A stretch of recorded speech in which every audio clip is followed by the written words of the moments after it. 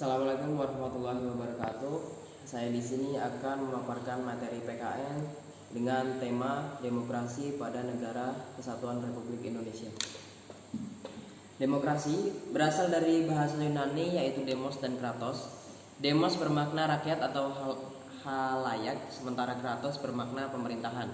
Demokrasi sebagai sistem pemerintahan yang mengizinkan dan memberikan hak kebebasan kepada warga negaranya untuk berpendapat serta turut serta dalam pengambilan keputusan di pemerintahan.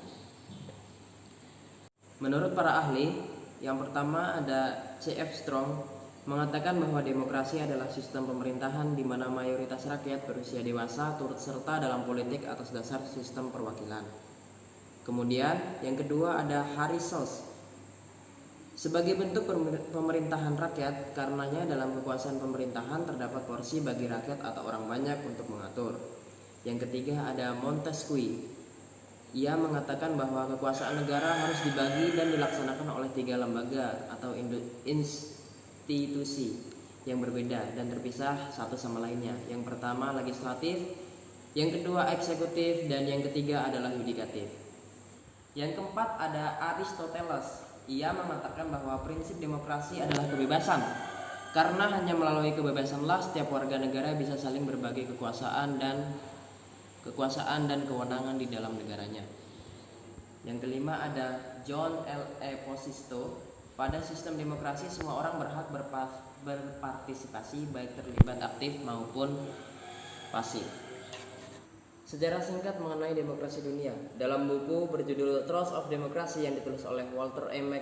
McDougall, terdapat sejarah pergolakan demokrasi yang terjadi di Amerika Serikat pada tahun 1829 hingga 1877. Jadi seluruh perkara kenegaraan harus dibicarakan langsung dengan rakyatnya. Demokrasi murni atau demokrasi langsung adalah sistem yang diusung di zaman tersebut.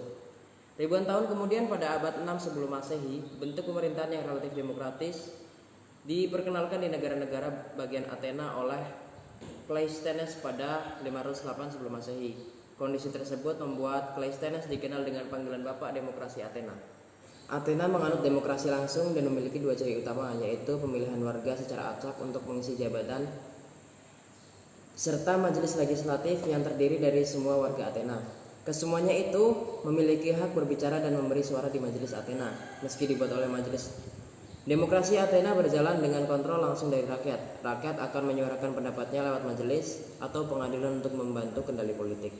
Hingga pada saat masuki abad pertengahan 6-15 Masehi, di Eropa Barat, gagasan tersebut tidak digunakan lagi karena ada banyak sistem di mana pemilihan tetap dilakukan meskipun hanya beberapa orang yang dapat bergabung. Saya akan menjelaskan tentang ciri-ciri demokrasi. Yang pertama itu ada memiliki perwakilan rakyat, kemudian ada keputusan melandaskan aspirasi dan kepentingan warga negara, kemudian ada menetapkan ciri konstitusional, 4 menyelenggarakan pemilihan umum, kemudian terdapat sistem kepartaian. Selanjutnya ada tujuan demokrasi. Tujuan demokrasi itu sendiri secara umum, tujuan demokrasi adalah menciptakan kehidupan masyarakat yang sejahtera, adil dan makmur dengan konsep mengedepankan keadilan, kejujuran dan keterbukaan. Yang pertama itu ada kebebasan berpendapat. Tujuan demokrasi adalah untuk memberi kebebasan dalam berpendapat dan berekspresi. Yang kedua ada menciptakan keamanan dan ketertiban. Secara umum, demokrasi bertujuan menciptakan kemakmuran, keamanan, ketertiban, dan ketentraman di lingkungan masyarakat. Ketiga, ada mendorong masyarakat aktif dalam pemerintahan. Demokrasi mengedepankan kedaulatan rakyat sehingga rakyat akan dilibatkan dalam setiap proses pemerintahan, mulai dari pemilihan umum secara langsung hingga memberi aspirasi terkait kebijakan publik. Yang keempat, ada membatasi kekuasaan pemerintahan. Kekuasaan tertinggi dalam negara yang menganut sistem pemerintahan demokrasi adalah di tangan rakyat. Dan yang terakhir ada mencegah perselisihan. Dalam suatu negara demokrasi, setiap masalah atau konflik yang terjadi akan diselesaikan dengan musyawarah. Macam-macam demokrasi. Yang pertama itu ada demokrasi parlementer.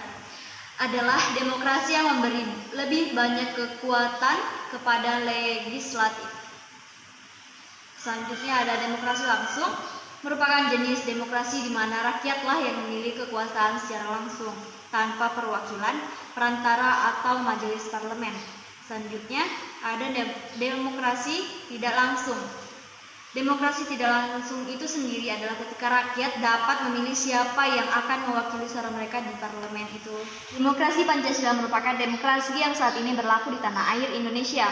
Demokrasi yang bersumber pada nilai-nilai sosial bangsa Indonesia serta beraraskan musyawarah mufakat dengan memprioritaskan kepentingan seluruh masyarakat atau warga negara, seperti yang tercantum pada kelima sila Pancasila.